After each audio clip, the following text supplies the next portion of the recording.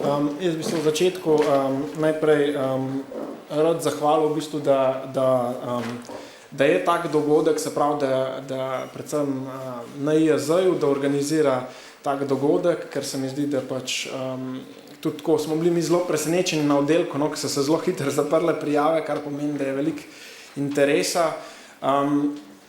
Še posebej bi se pa rad zahvalil docentki doktorici Špeli Selak, da so nas tako malo naknadno pol vključili tudi v program, no, tako da se lahko še naš oddelek predstavil.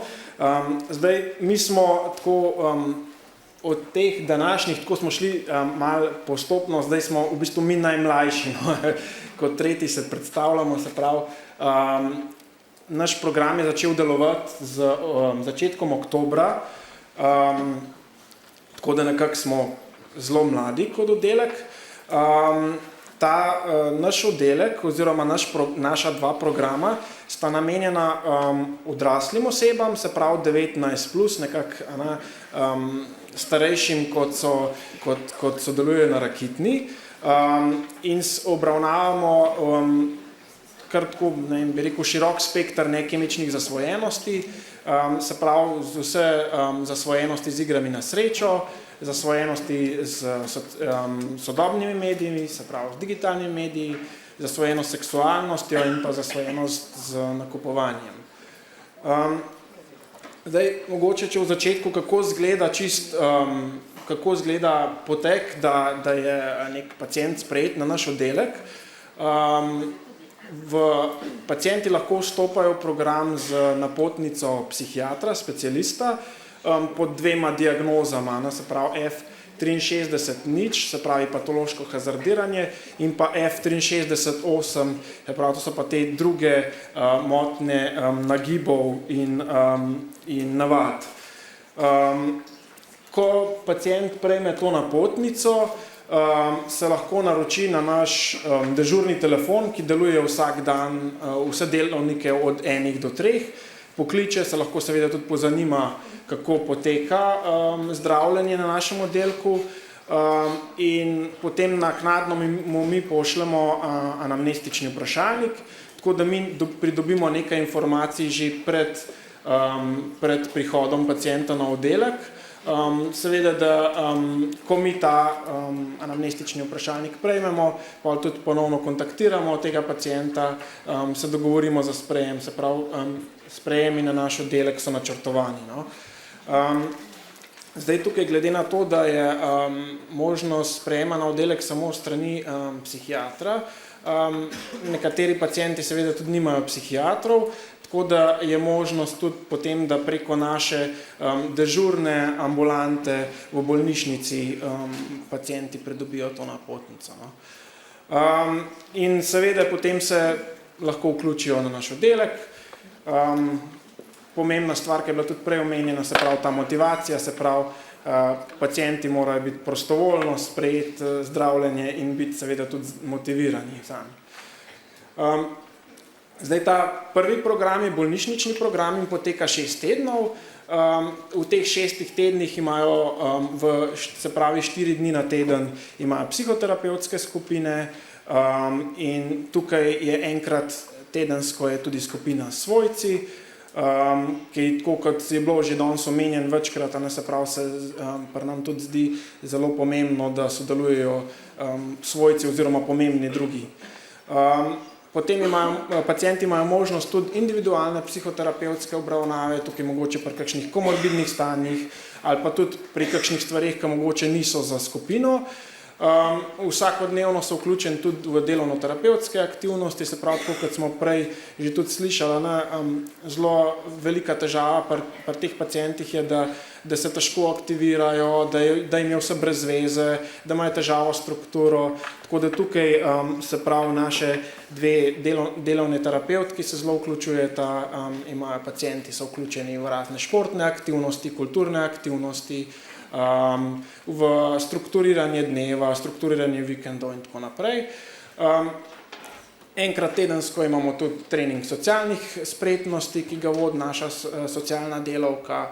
V popoldanskem času imajo pacienti edukativne skupine z diplomirano medicinsko sestro, enkrat tedensko pa so tudi predavanja za paciente in svojce. Tekom zdravljenja se pacienti naučijo tudi neke relaksacijske tehnike, ki jih potem ponavadi v večernem času izvajajo, je tudi v programu ta del. Naš oddelek je odprt oddelek, po spolu je to mešan oddelek in deluje po principih terapevtske skupnosti, kar pomeni v bistvu, da imajo pacienti neke zadolžitve, neke vloge na oddelku, tako da se jim tudi da, se pravi, to prevzemajo neko aktivno vlogo na oddelku, in tudi hkrati si pomagajo, sodelujejo drug z drugim. Vse aktivnosti potekajo znotraj psihiatrične bolnišnice Idrija. Tako kot smo prej slišali, na Rakitni imajo tudi vikend izhode. Pri naših pacientovih teh vikend izhodov v času bolnišničnega zdravljenja ni. Seveda ta specifika je tudi, da nimajo mobilnih telefonov in da ne uporabljajo interneta. Z nekaterimi izjemami, se pravi, kar se tiče interneta, imajo možnost v delovni terapiji, da tam, naprimer, če imajo kakšne CV-je zapisati oziroma kakšne prošnje za delo, ali pa tudi, naprimer, nekateri študentje, če imajo kaj glede študentskega dela, je to možno pod nadzorom delovnih terapevtov.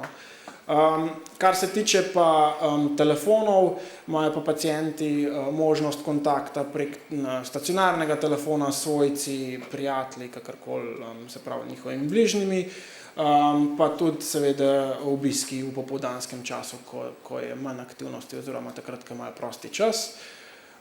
In na našem oddelku, tako kot sem že prej omenil, se zelo spodbuja vključevanje pomembnih drugih in zaenkrat, se pravi, z eno hospitalno skupino smo zaključili, zaenkrat, kar se tega tiče, nimamo težav, se svojci brez težav nekako vključujejo. Zdaj trenutno, tako kot sem rekel, je prva skupina zaključila hospitalni del in je vključena v dnevno zdravljenje. Zdaj pri naših pacientih v tej prvi skupini prevladujejo težave z igrami na srečo, se pravi ta del hazardiranja, in pa težave z pornografijo, zasvojenostjo s pornografijo. Pretežno gre to za mlade odrasle, se pravi nekje 25 do 30 let, tudi z izjemami, imamo tudi enega starejšega pacienta, in večino so to moški, se pravi 1/3 približno je žensk v tej skupini. Zdaj, ena od težav, ki smo v tej že začetni fazi ugotavljali, je to, da je pogost ta drop-out pacientov, se pravi predvsem takrat, ko je treba izkazati neko aktivnost, se pravi, ko morajo pacienti izpolniti vprašalnik in ga poslati, takrat se največkrat zatakne. Tako da teh klicev imamo kar nekaj, pol dejansko, koliko pa pacientov pride v zdravljenje, se pa to precej skrči. Tako da to je en od prvih problemov, s katerim se trenutno soočamo. Zdaj, če predstavim še ta drugi program dnevnega zdravljenja, je ravno tako 6-tedenski program.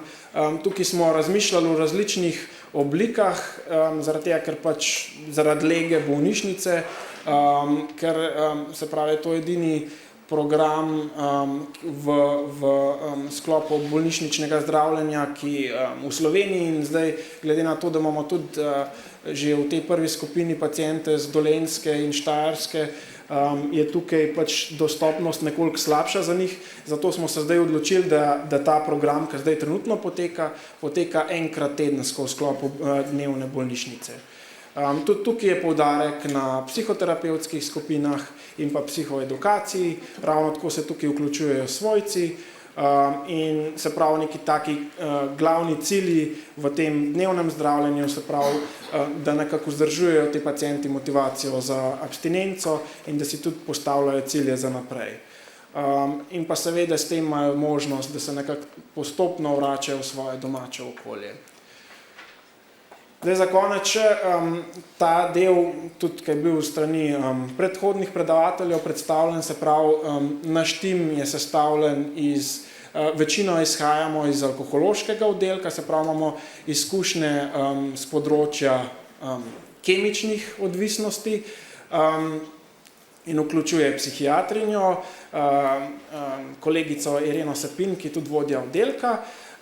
Potem jaz sem kot klinični psiholog zaposlen na tem oddelku, imamo 2 delovni terapevtki, pri čemer se ena vključuje tudi v psihoterapevtsko skupino, medtem ko druga bolj za ta strogo delovno-terapevtski del skrbi, socialno delavko imamo in pa seveda negovalno osebje, ki je sestavljeno iz diplomiranih medicinskih sester in srednjih medicinskih sester.